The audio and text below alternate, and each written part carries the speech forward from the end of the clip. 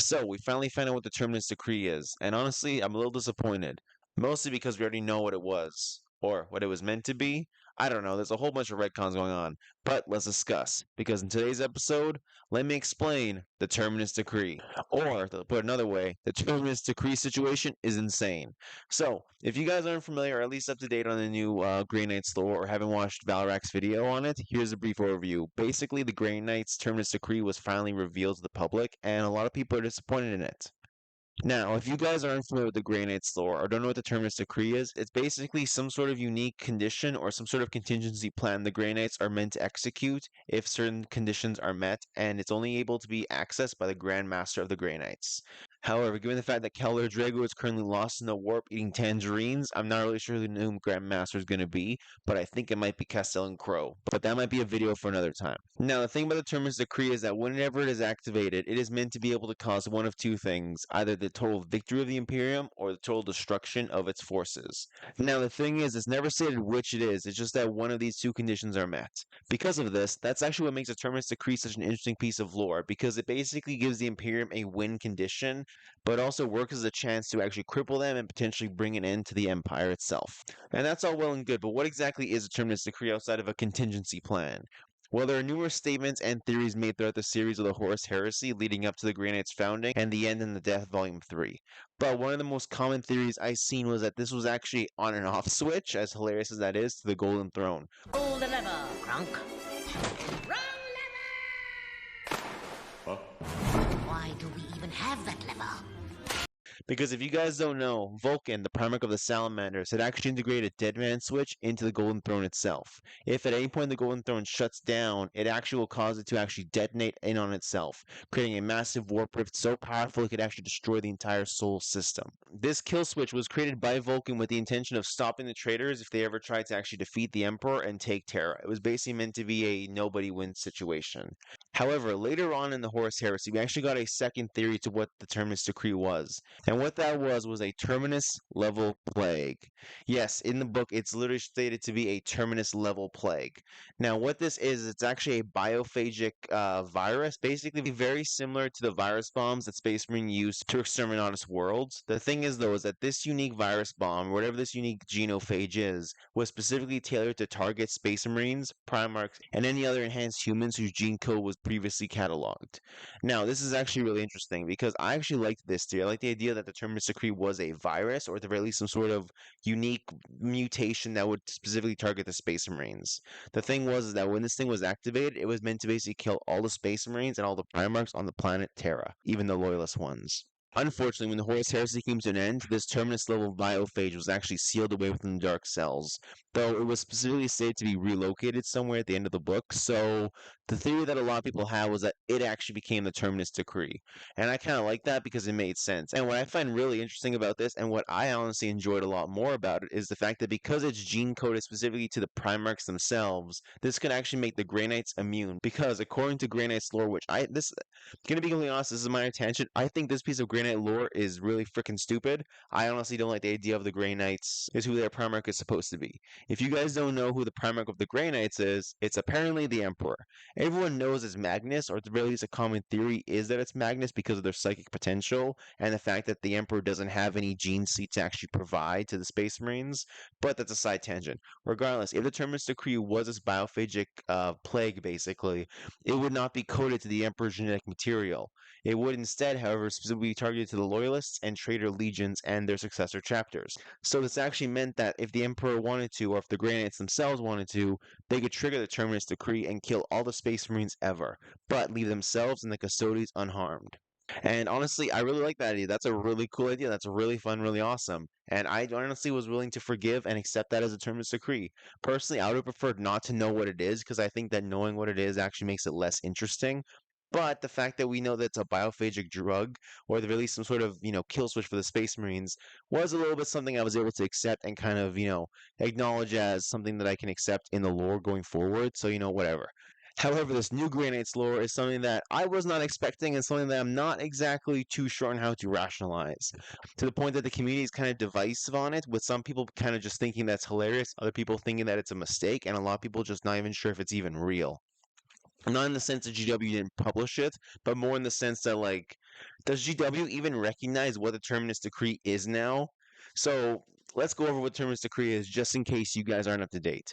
In the most recent lore, the Terminus Decree has been revealed to be a contingency plan for the Grey Knights to, if the Emperor ever gets off the Golden Throne, to sit his ass back down in that chair. Basically, their goal is to get the God Emperor. If he ever stands up, if my dad ever gets up from his couch and decides it's time to pay child support, it's the Grey Knight's job to make sure he sits his ass back down. So, thoughts on that? What are my thoughts on it? So, part of me hates it because I had just accepted the biophage as, canon, as something that, like, I can accept it. But then they retconned it now to being a contingency plan to stop the Emperor from waking up. Now, don't get me wrong, I kind of they're okay. The Inquisition, I believe, already has an Ordo dedicated to keep making sure the Emperor doesn't wake up, but the Grey Knights having one as well does make sense. And honestly, I don't mind that being like one of their contingency plans. Like, hey, if the Emperor wakes up, put him back on the throne, right? But if it's the Terminus Decree, it makes it makes a Terminus Decree feel a lot more. It makes a Terminus Decree feel a lot more basic and normal, and I don't know, really just small. Because like a biophage drug wiping out all the space marines, that's big. That is a big like power shift in the entire Imperium across the entire galaxy. But like putting the Emperor back on his throne, like, okay, that's really insular. That's because the whole point of it is that it's the Grey Knight's job to put the Emperor back on the throne. So now instead of it being the Grey Knights versus all of the legions, all the Space Marines, all the Primarchs, and having the ability to kill all of them if they wanted to, with them becoming the single target and superpower, now it becomes the Custodes versus the Grey Knights, and that doesn't make sense. That like to an extent, it doesn't make sense. Like in the most recent era of Ruinbook, the Custodes despise the Space Marines. I'm not fully sure what their opinion is on the Grey Knights, though, because I don't think we've ever had a Grey Knight and Custodes interaction outside of maybe something during the Plague Wars, but it's been a while since I've read those books, so I can't be 100% certain. No, I think there's something in Buried Dagger, but that's not really the Space Marines. That's not really the Grey Knights and the Custodes meeting. That's more just the Knights Errant and everything like that. But besides the point, so I'm not I don't mind it being a plan they have, but it being the main plan is disappointing. Now, that does go into some other concepts though, because something I wanted to bring up is I noticed something while I was looking at the art for the End and the Death Volume 1. Because I was looking at the Golden Throne, I was looking at the Emperor, because I wanted to just run some comparisons. And I noticed something about the throne. It looks really fucking familiar. Like, the design, it looks familiar. It looks really weird. And then I started looking through a bunch of other stuff. And I was looking at the lore of the Golden Throne, like what we know about it. Short version, when the Emperor was Alexander the Great, my dad was Alexander, get over it. He found the Golden Throne in the Himalayas. Now, that led to him pretending to die and dedicating his life, or his unnaturally long life, his immortality, to studying the Golden Throne, with the only thing we know about it being that it's a very ancient piece of technology that predates humanity. The implication or the assumption was that it was always Eldari or Old Ones technology. I don't mind it being Old Ones, that makes total sense. But I was looking at it again, and I noticed that it looks really similar to a Tesseract vault. Now, the Tesseract Vault is a piece of technology used by the Necrons. They use these to contain the Catan shards.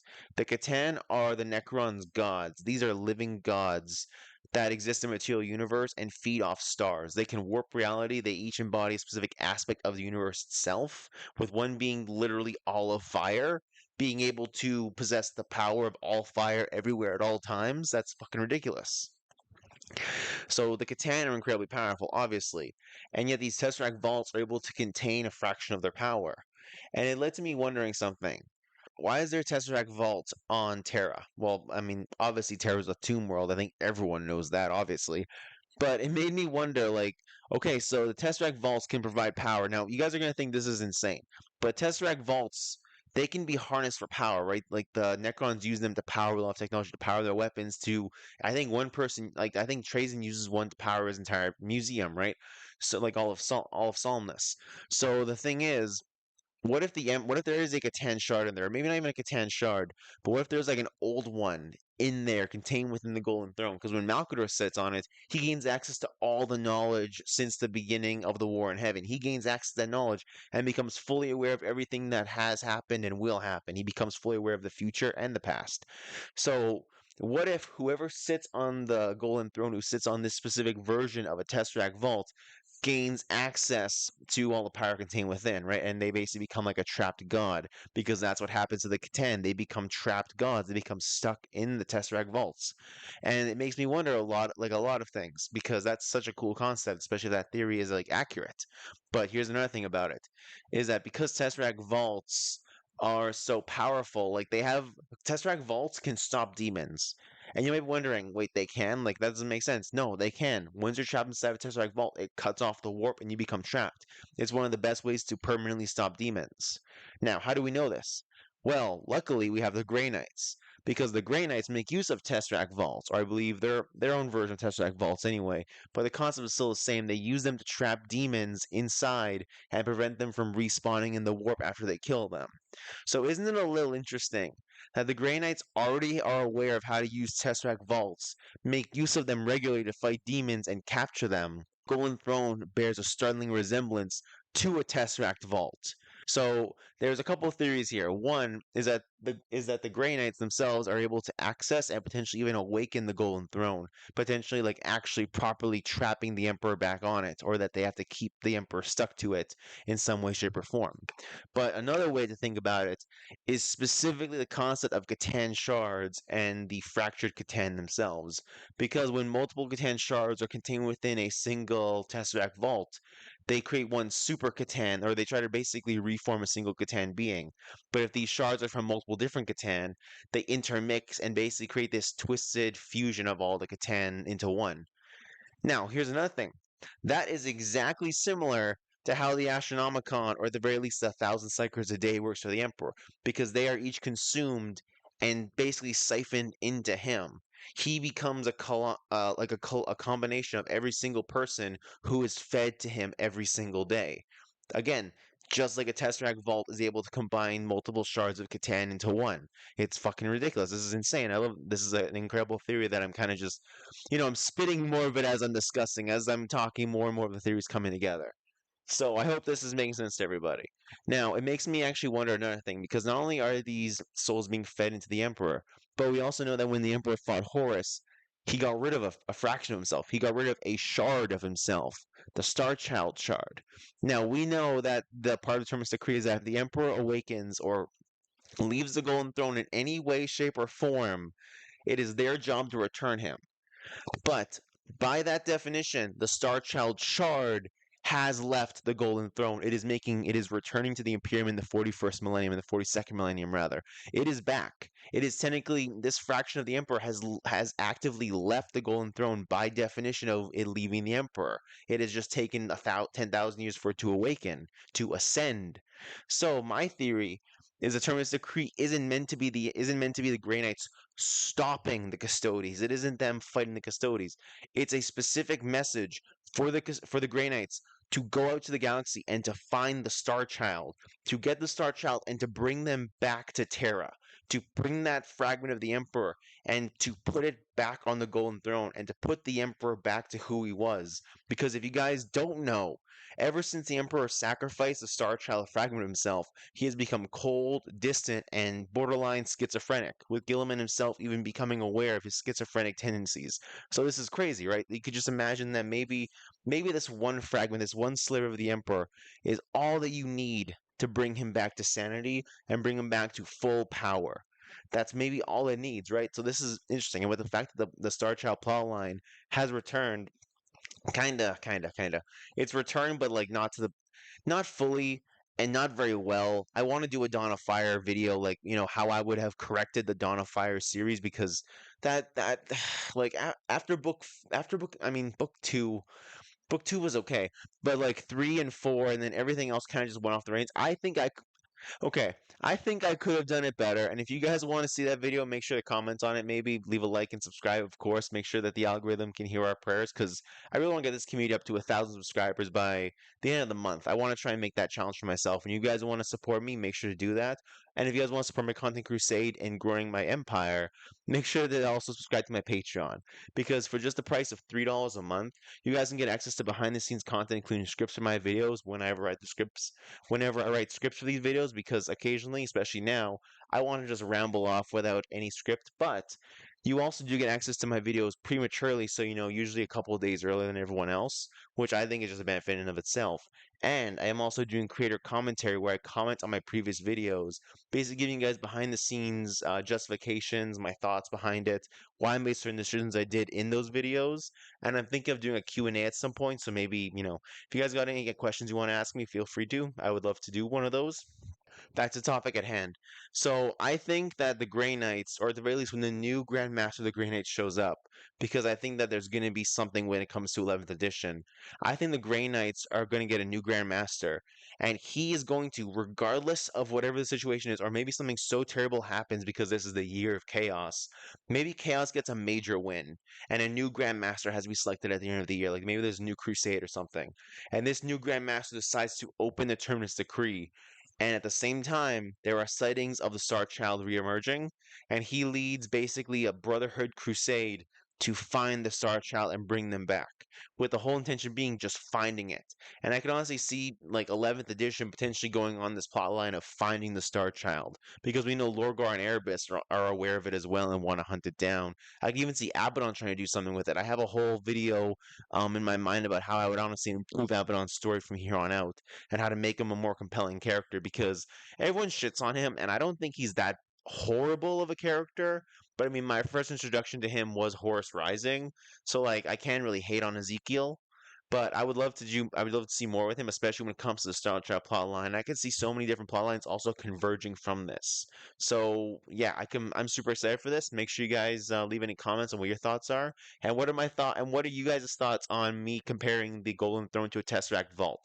Because like I'll try to put some editing in. Like, look at these things. These things look exactly the same, or at the very least, somewhat similar. You can't say that they look exactly the same, but they're pretty damn similar. And so there has to be some sort of connection between these two, and I can't wait to find it and see more about it because I know there's something there. But I mean, that could just be me rambling. But with all that, but with all that out of the way, I've got nothing else to say, and I hope you guys all have a great rest of your day. Bye.